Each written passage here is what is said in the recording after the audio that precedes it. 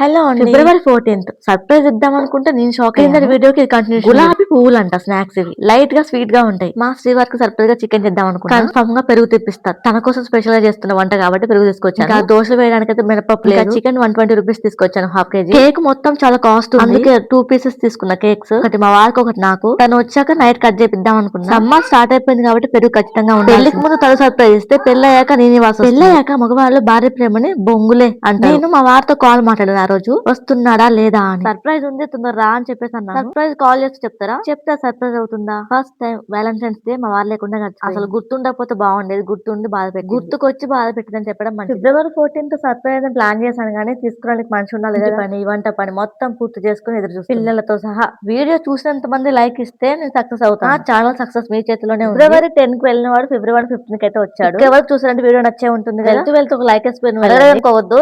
Subscribe చేసుకోవచ్చు కదా. Thank